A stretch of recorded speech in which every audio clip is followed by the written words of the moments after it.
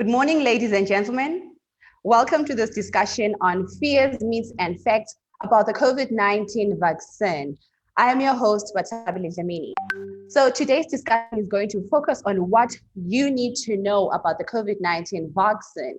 And it would be great if you take advantage of this platform to share your concerns on the comments section of our Facebook pages. And you can do that by following the I Am for Life Fighting COVID-19 Trust Facebook page by visiting www.facebook.com/I am for the figure BYO, or alternatively, visit the site Facebook page by visiting www.facebook.com/site. So on those platforms, that is where you're going to share your feedback, and I will try my level best to direct them to your panel that is going to address to all your concerns. Remember, don't wait for the last minute to share your feedback or to participate. I'm going to be taking your feedback as the discussion develops. Most importantly, share the link so that more people can gain access to this discussion. So with that being said, I would like to take this opportunity to welcome your panelists and to also introduce them to you this morning. In no particular order, we have Dr. Mark Dixon, who is the consultant physician as senior lecturer at the National University of Science and Technology, Faculty of Medicine, and a training director at EXACOP. Dr. Mark Dixon, good morning. You're on mute, Dr. Mark. Still haven't got the hang of this, but good morning, everybody. Thank you for having me back. It's a pleasure to have you back, Dr. Dixon. And we also have Mrs. Mildred Sandy, who is the CEO, DP Foundation Consultant. She's also a clinical social worker and a psychotherapist. Good morning, Mrs. Sandy. Good morning, Batabile. Good morning, viewers. It's a pleasure to have you. Last but not least, we have Pastor Trevor Masugu, who is the Vice President at the Evangelical Fellowship of Zimbabwe. He's the Deputy Board Chairperson for the Bible Society of Zimbabwe and a trustee at the I Am for Bulawayo Fighting COVID-19 Trust. Good morning and welcome, Pastor Masugu. Good morning, Batabile. Thank you very much. It's good to be here today. Good morning, colleagues. Thank you. Great. So, ladies and gentlemen, it's a pleasure really to have you this morning engage us on today's topic. So I'll just get right straight into it. I'd like to actually direct this to Dr. Mark Dixon. So, doctor, you recently got vaccinated, and I know when you got vaccinated when you took the shot, the COVID-19 shot, there were myths, and there are still myths, facts, and debates about this vaccine. Do tell, doctor, what motivated you to actually go ahead and take that shot? Yeah, look, I think I'm one of the lucky ones so far. What motivated me? I think in the last year, I've become very respectful of this virus.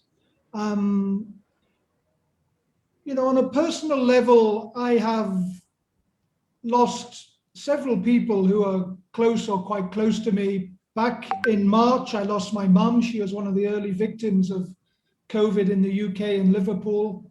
My best friend in the UK also lost his mum. Here in Zimbabwe, I've had 3 colleagues who I've known well who've succumbed to the virus. And a couple of friends who've lost relatives to the virus. So it's a very real problem for me. I've also, just as a doctor, watched some of my patients who have gone in and out of hospital, who've been quite sick, but who've got through the COVID illness, but they've been left with chronic problems, principally very bad lungs, because the virus, if you survive it, it can leave you with a lot of lung damage, which has implications going forward. So I understand that some people think we over-exaggerate how bad this illness can be, but my experience of it is that it can be quite devastating. So that if there was anything I can do just to avoid catching it personally, or to avoid carrying the virus and passing it on to somebody close to me, someone I love, then I'm going to do that. And initially that's about all the things we know that help, like masks, hand washing, keeping our distance, etc. But of course, a vaccine is very attractive. If a vaccine works well and it's safe, then it's an excellent thing. So all I had to do was to be persuaded that the vaccine I might be able to get was both safe and efficacious. So in Zimbabwe at the moment, we have only one vaccine available, and that's the Sinopharm vaccine from China.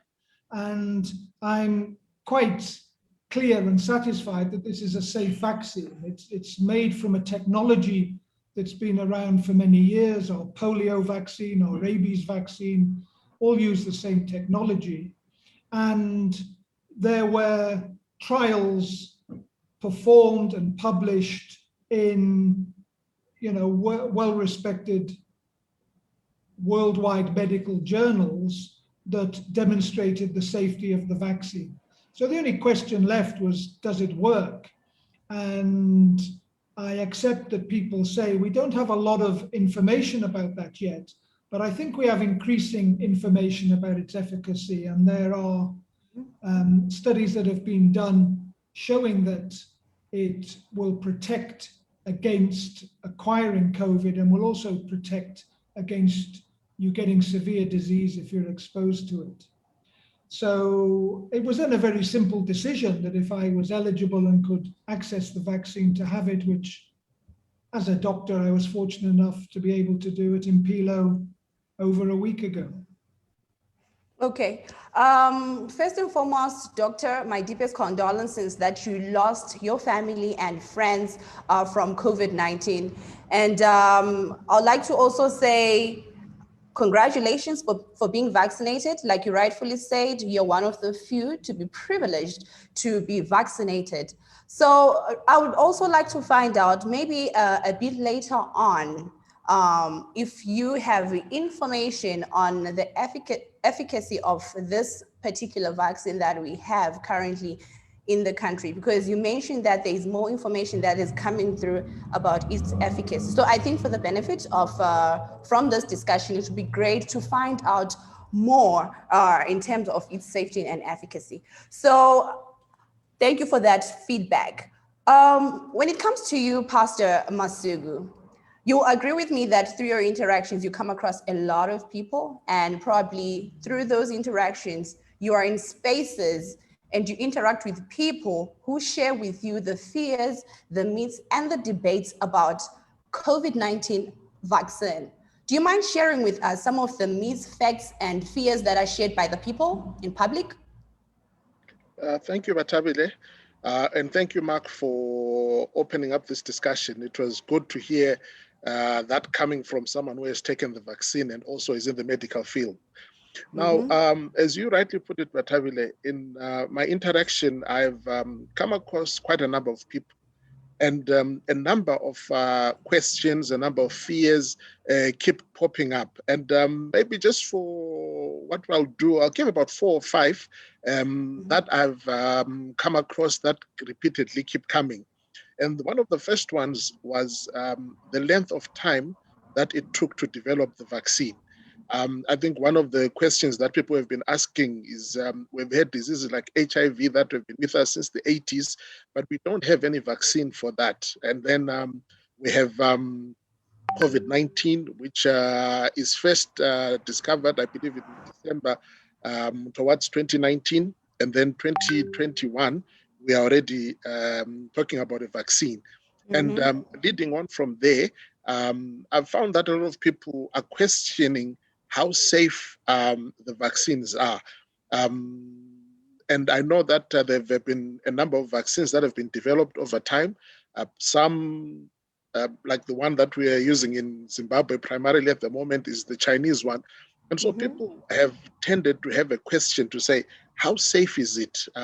If I take the vaccine, will it not introduce the disease into my body, which will then make me sick? And, one of the other questions or myths that has been thrown around is that when you take the vaccine, what it does is that it alters your DNA. That after you take the vaccine, that's how it works in your body, and that it alters your DNA. And because of that, you will be able to be controlled by someone or some people out there as you move forward with your life. And one of the other things that goes on with that is that there has been a myth that has been passed out there that the way the vaccine is going to work is that it injects a chip into your bloodstream. That as they are injecting the the vaccine into your body, that vaccine actually carries a chip, and this is what will then be used to control you. Then maybe for purposes of just throwing out some of the myths out there, the last one that I would like probably just to bring out now is the one where people say, what are the effects on someone's body after they've taken the vaccine? And a lot of people are actually questioning and saying, do we know people who have taken the vaccine, and what effect does the vaccine have on their body? And so they're saying we're looking at immediate effects, short-term, medium-term, and long-term. And so you find that these are some of the fears that people have to say, what if the vaccine will cause damage to my body after I have taken it? And I'm glad that Mark has already started answering some of those questions. But I would say those are some of the major myths and fears that people have had. Thank you, Atabele. Okay, thank you so much, Pastor. And I just want to follow up on this by directing the question to our doctor present, because he's in a better position really to probably help us come up with answers to respond to these fears. These are valid fears, and I mean, your presence, doctor, could actually help us. What is it that one needs to know in response to the fears? I have them listed down here with me. I can go through them for you, but I'm sure you were actually listening and also probably pointing, taking notes of some of the fears that exist in our communities. So in response, what would you say, doctor?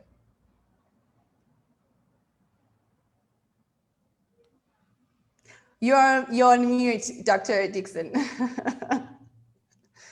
It's okay. I could address the different fears sort of one at a time or so on, but I think one of the problems is and you'll understand this better than me, Badabili, the information age we live in. There is an enormous amount of information out there, and some of it is accurate and some of it is not accurate. And there are all sorts of reasons that there is inaccurate information out there.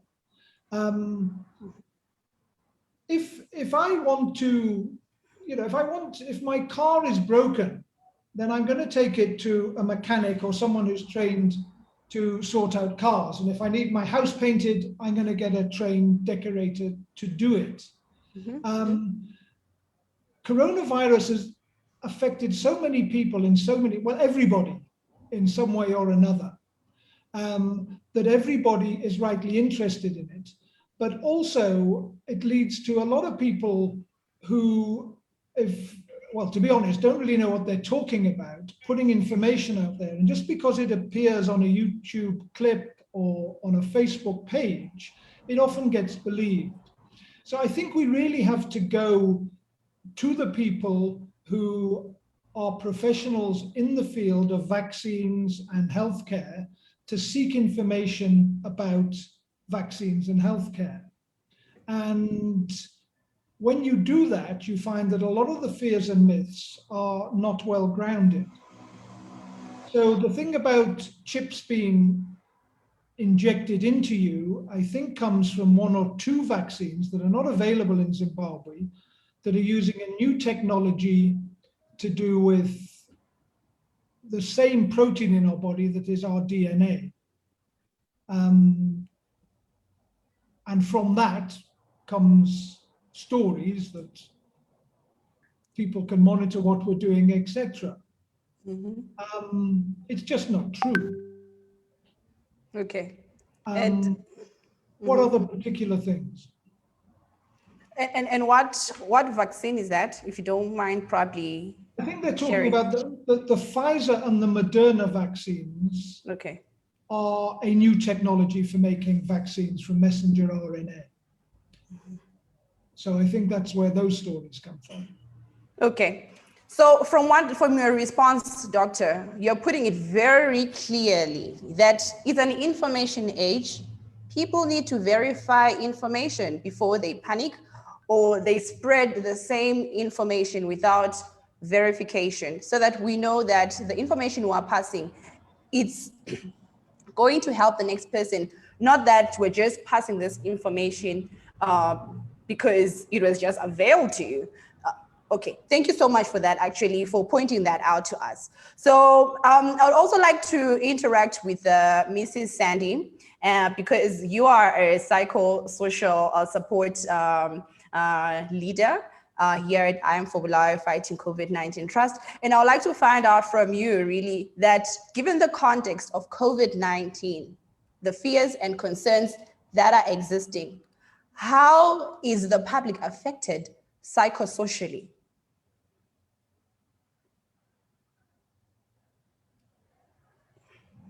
Mrs. Sandy?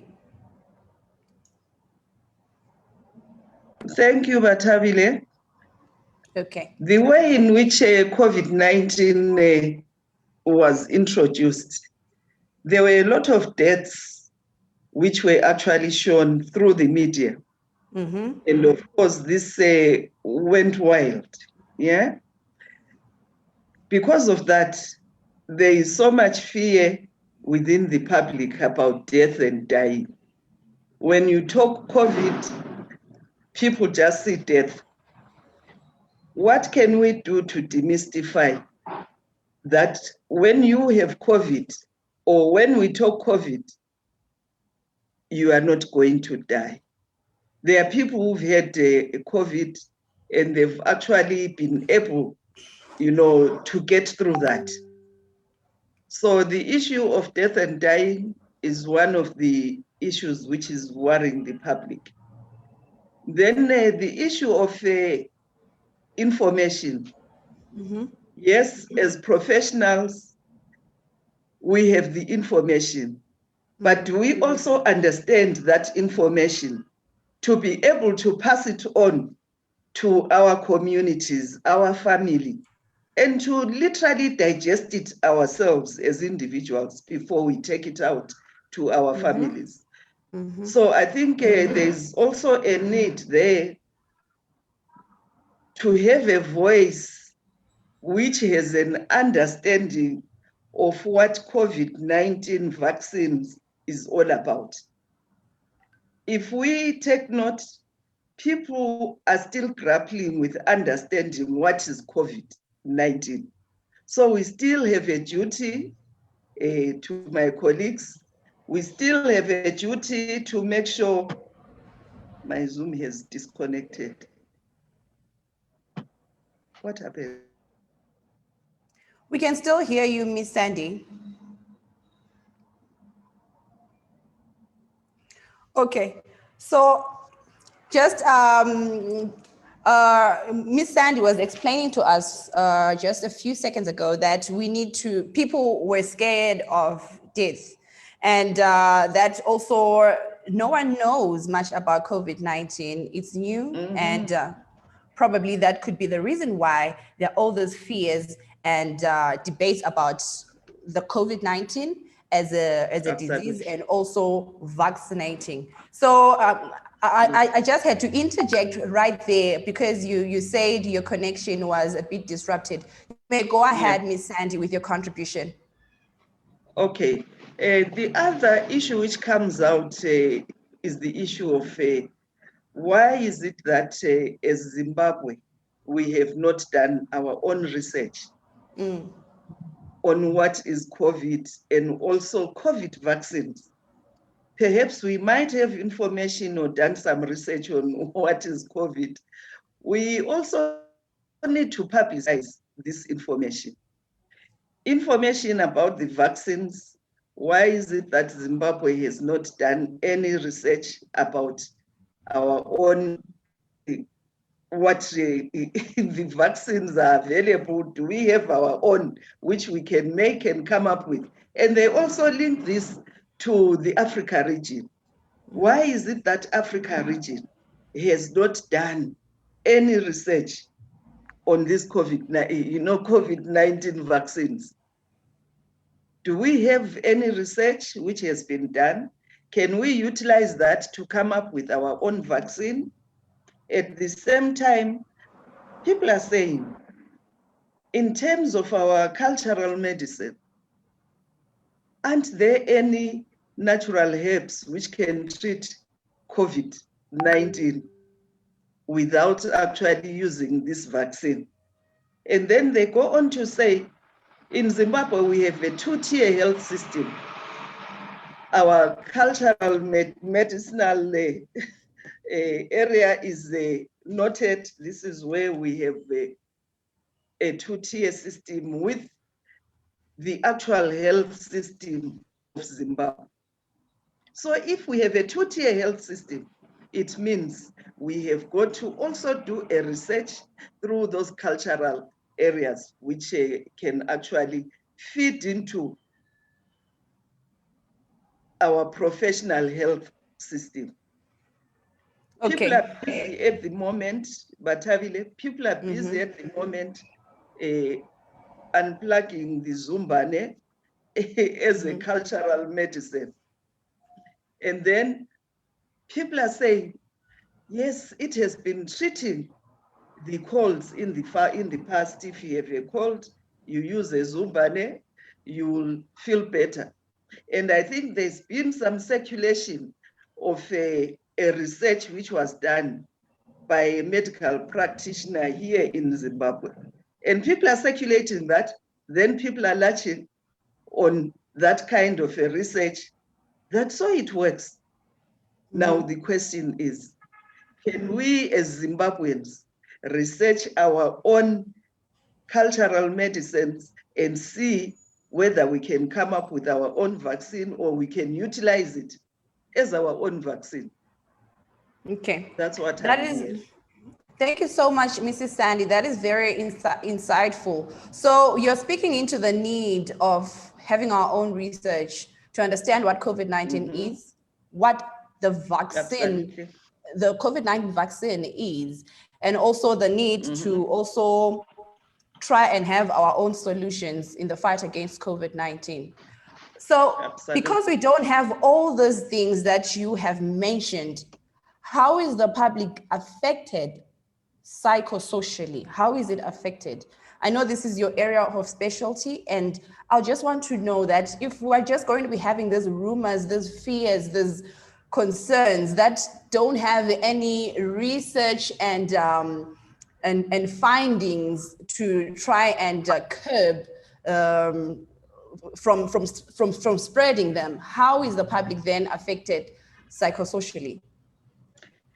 First, we are now living in a new normal.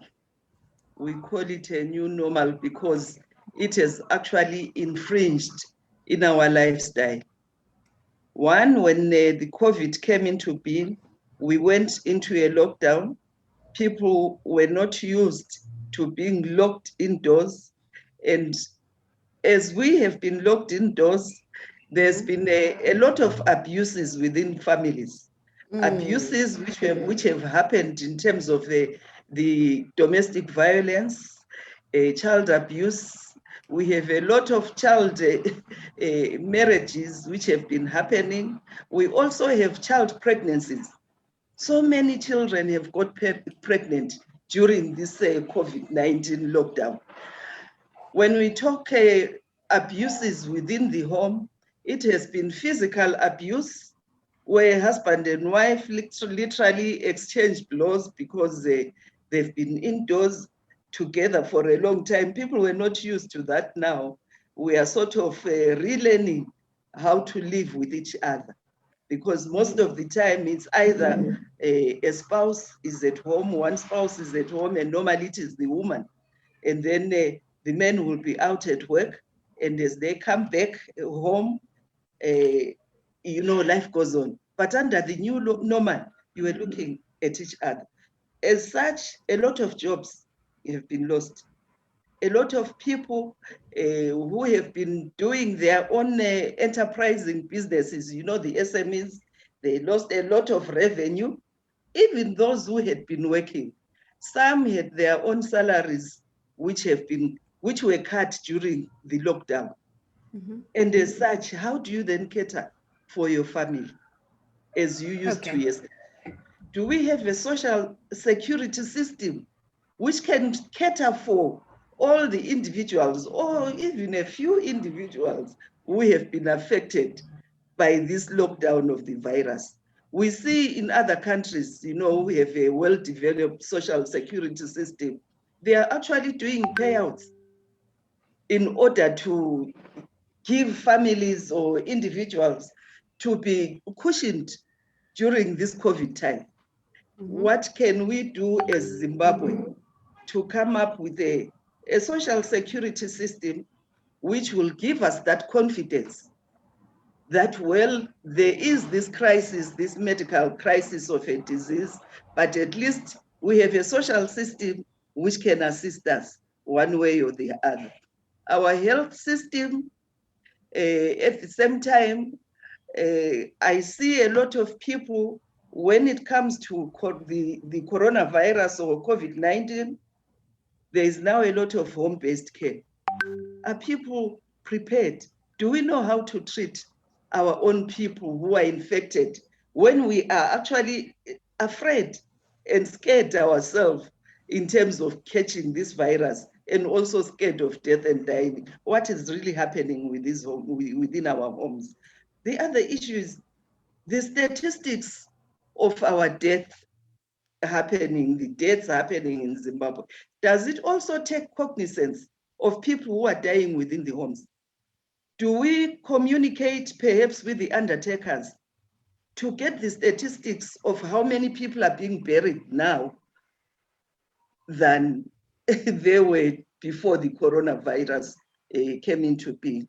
So the home-based care system, I think we need to look into that too. Have we done some research on it? I know a few NGOs have started sort of working on that and saying, all right, let's borrow perhaps, let's look at what happened during the HIV and AIDS period, or during the HIV infection came into being.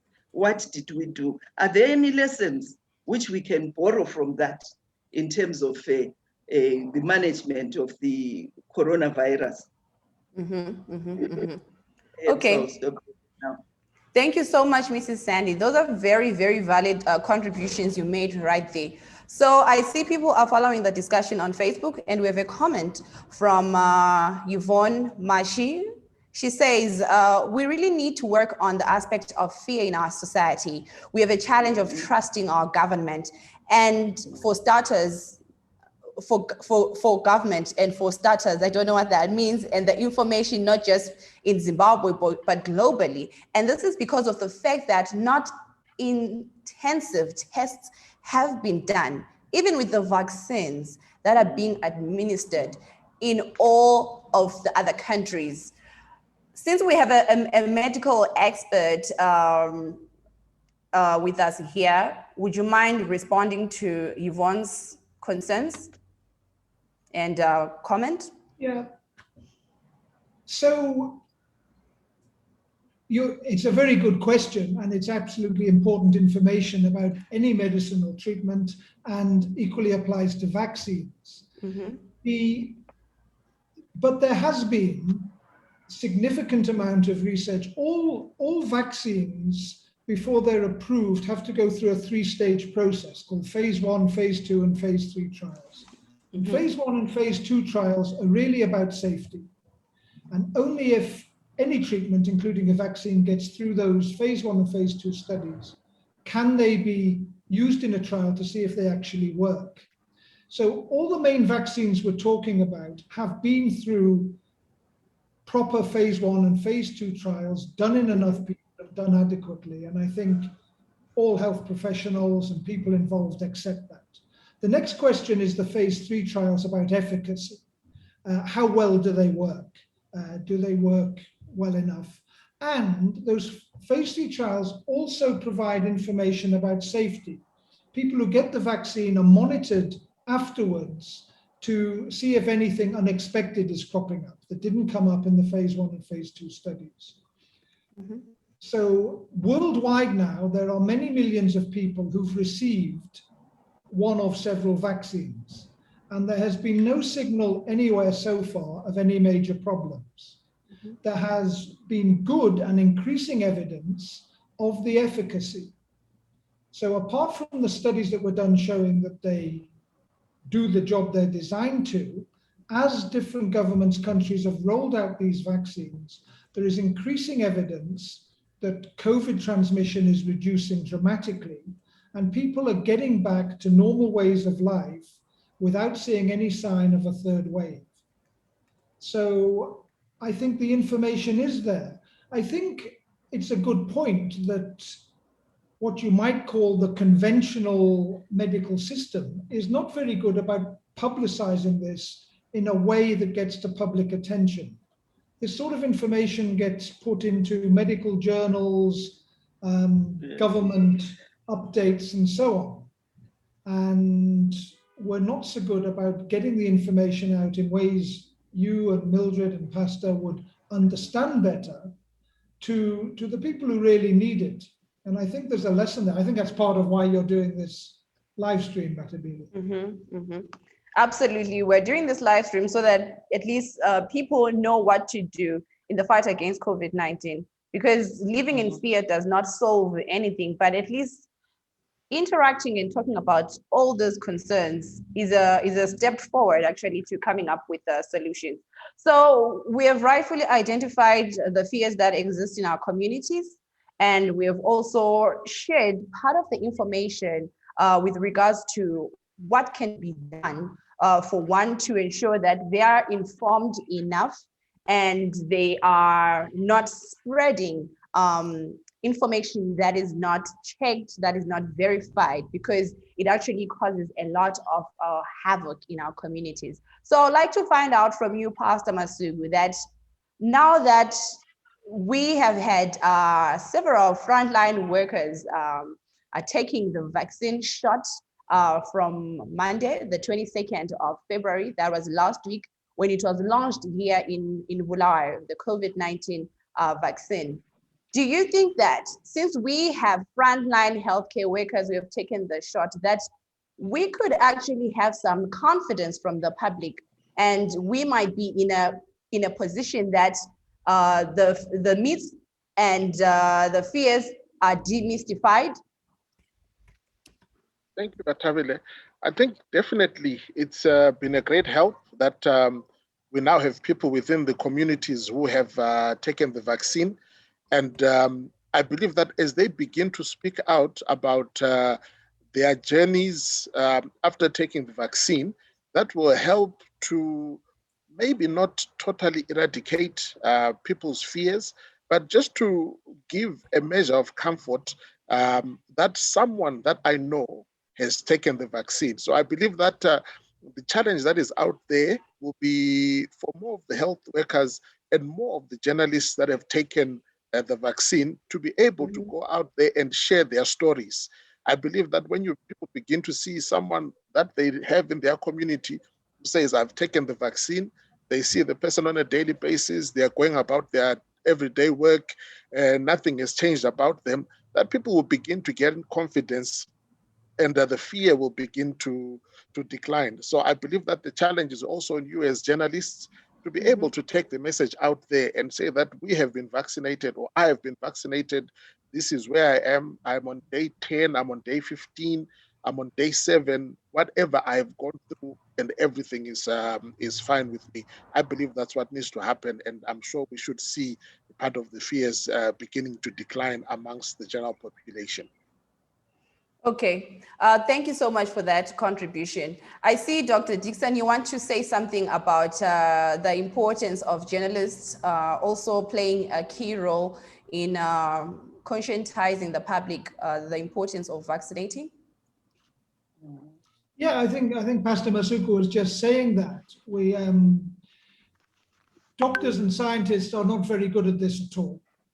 We speak to each other through scientific journals and conferences, satisfy ourselves that what we're doing is safe and efficacious, but we don't pay much attention to getting that message to the public in this age where the information is controlled by the millennial generation. I don't understand a lot of it. I'm not actually on Facebook. Okay. But I understand that's where most people get it. You know, there's an example just to turn it round. Ivermectin has become very popular as a preventative and treatment for COVID, and particularly in Zimbabwe. And that's been fueled by WhatsApp and Facebook messages that have gone round, put out there by people claiming that this stuff works. It doesn't. But I've come to realize it's no good me telling people who ask me it doesn't work. They don't believe me because they've seen it on Facebook or WhatsApp, whatever. I also think there's a responsibility for us, and I think the I Am for Bulawayo page is an example, to, you know, I don't know what you feel about this, in some way make sure that the information's put out is not completely fake or harmful news. Because then you get into the area of free speech, etc. But we've seen one very prominent example worldwide of somebody who was removed from Twitter, etc., for promoting fake news in the United States, and caused a lot of controversy. Okay. All right. Thank you so much, Doctor. So you raised a very key point right there when you were like, researchers and scientists, they may not really be in a better position to try and communicate the data and the findings that you have about COVID-19 and the vaccine.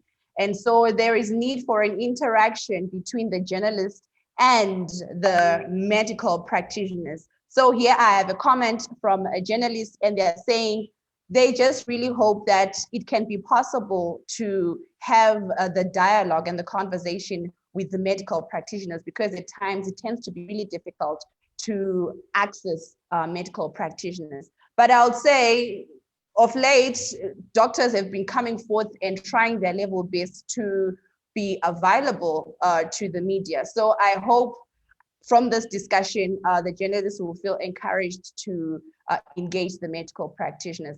Over to you, Mrs. Sandy. I had asked the question that considering that last week, we had a number of frontline health workers and journalists who were COVID-19 vaccinated. Do you think that is going to in any way try and make the public confident in taking the vaccine shot? Yes, I think that will help to build confidence in the public that people can actually get vaccinated, and after being vaccinated, they continue with their lives. They see people still alive. I think there is a need to have champions, those who have been vaccinated, come out and have conversations with the communities. Can we organize the same for people who have had a vaccine? Thank you to Dr. Dixon, who is actually informed us that he had his shot, and this was following his experiences. It will be good to hear from other people's experiences in order to learn from those experiences, and also demystify this issue of death and dying, and that the vaccine has actually been tested, and it is good to have it.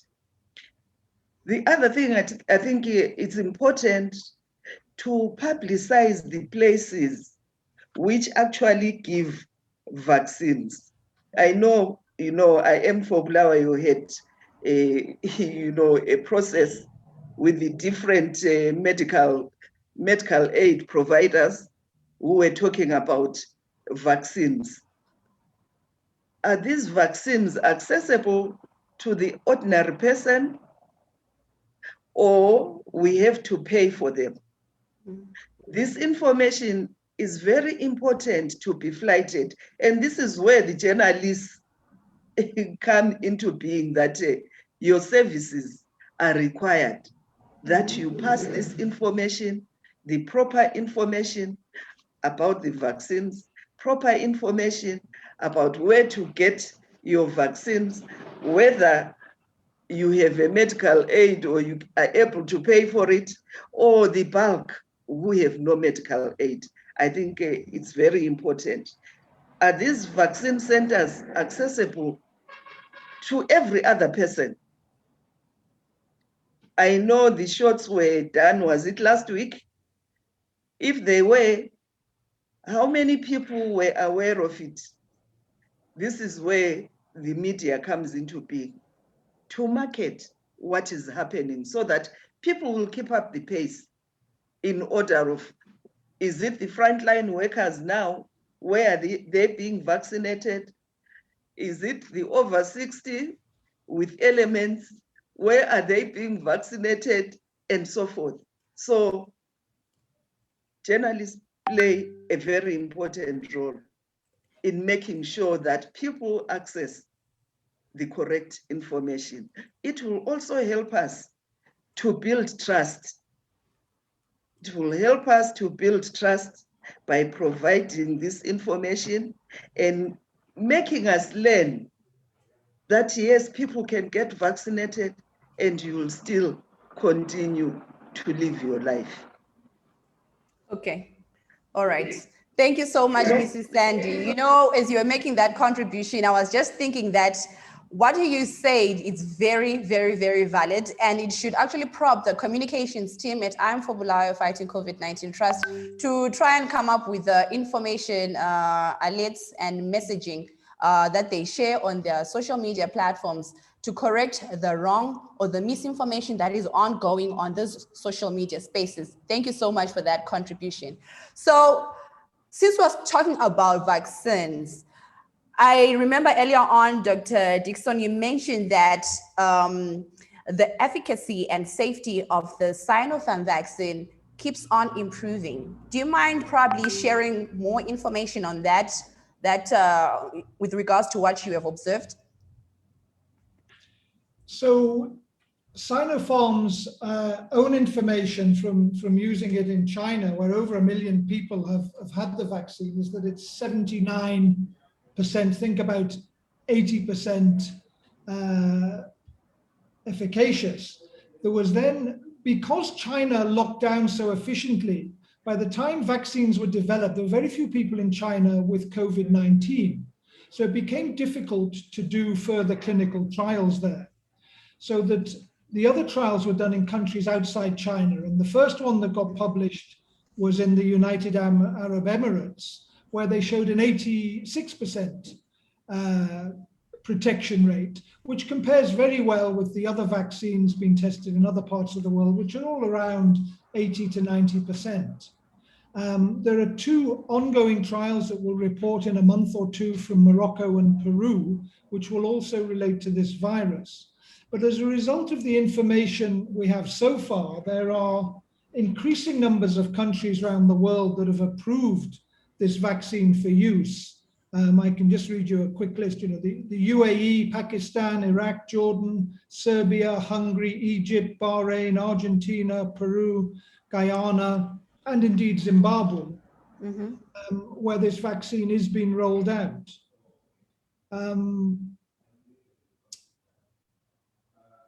Not sure what else to say. I believe it works. You believe it works? Yeah, I mean, nothing's 100% in life. I find it curious that some of us who are questioning the efficacy of the vaccine based on what's reasonably good scientific data so far would turn around and happily swallow a medicine called ivermectin, which is designed to cure worms in cows, believing that there's more evidence for that. Mhm. and it's the way things are presented through the media. Okay. And All right. I think we need to start directing the conversation instead of reacting to it. Mm, I like that. So probably, doctor, you might be in a position to share with us some of the spaces or the platforms where people can rush to try and verify information or to keep updated about what is happening in terms of COVID-19 and vaccinations being developed at a global level. Are there any spaces or platforms that you recommend for the public?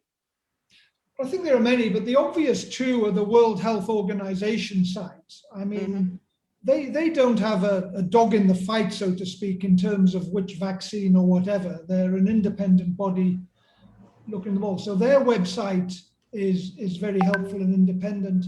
And I think locally, we have to look to South Africa a little bit. They're a little better resourced than we are and other SADC countries are in terms of their ability to independently look at these vaccines. So the South African Ministry of Health has good information, both on vaccines in general, in particular on vaccines with the South African variants, which are also the ones circulating in Zimbabwe. So I would recommend those two. Okay, thank you so much. So we are left with 9 minutes before we wrap up our conversation. And I just want to find out from all the three of you, what you think will be the best thing for all of us to do, for the public, for the whole nation to do, to try and fight the existing myths, facts, also to encourage the spreading of facts, and also to demystify myths. What are we supposed to do? What's the best way to go about this? Okay, I'll start with Mrs. Sandy. How best can the public deal with the myths and facts that are existing in our community? I think first, at this level, we need to give out information to people, information about the vaccines. Can we also access that information which perhaps is within the journals? Can it be packaged so that we can access it to distribute it to our families and our communities, our workplaces, within our environment? People go to the social media, those who have iPhones, who have access to the social media. What about those who don't have the iPhones to access through social media? So I personally think we now need to package information so that we can get it to the people who don't have the iPhones. How can we do that? I gather in some areas or in other countries, there are IT, what do you call them? The booths where there's a resource center where people can go to access the information in accordance, of course, to our prevention measures of the COVID-19 virus. Is there a way that we can get these phones to get to the people who don't have it? Because these days, Dr. Google is really busy out there. Dr. Google is busy, Dr. Dixon. And this is why they will Google what should come from Dr. Dixon. We go to Dr. Google, and then from there, we get on and live our lives and flight information, which we have got from Dr. Google. Is there a way we can deal with that? Information transformation, I think, is now a way of life. It's about how do we then transform our information our old ways of communicating to move within the current situation. That's Critical. what I think. Critical, right there. Over to you, Pastor Masugu. How best can the public deal with the facts and myths that are existent about COVID-19 vaccine? Very much. Without saying what Mrs. Sandy has already said, I think the key to demystifying the myths is on information dissemination.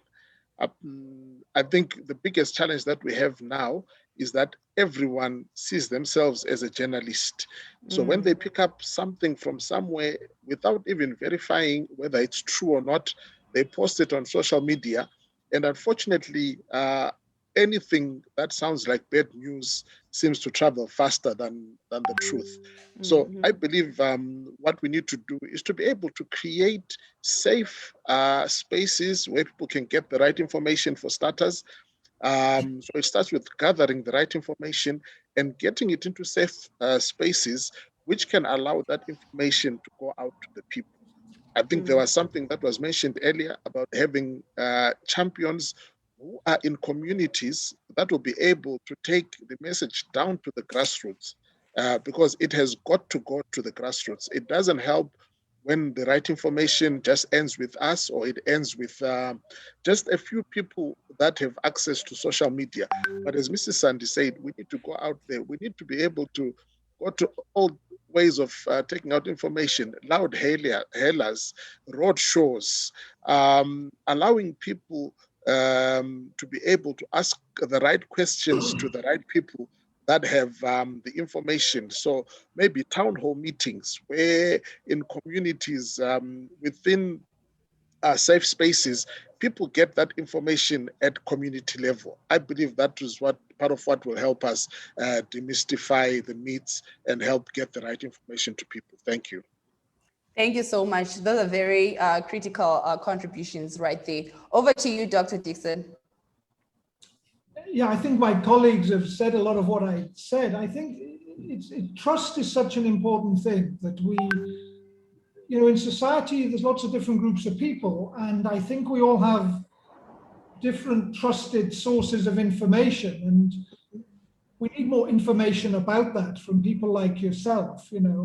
My trusted sources of information will be different to somebody else living somewhere else. I mean, people who are part of a church will often trust the church leaders for information, as an example. Young people will often look to people on the internet who are their role models or influencers, etc., and so on and so on. And so I think all these different people need to have access, as Mildred Sandy has said, to the information in ways they can understand, and they will then disseminate it in a way the people listening to them understand. That's a little bit vague because it gets very difficult to sort all that out, but that's what we've got to do. Okay, thank you so much, Doctor. So from all your contributions, my take is that there is need for collaborative efforts to demystify existing myths about the COVID-19 vaccine. It's been a really fruitful and a quite informative discussion we had this morning. So I'd like to take this opportunity to thank you, Dr. Dixon, to thank you, Pastor Masugu, and also to thank you, Mrs. Sandy, for putting aside time to engage us on this very critical topic. It's been a pleasure.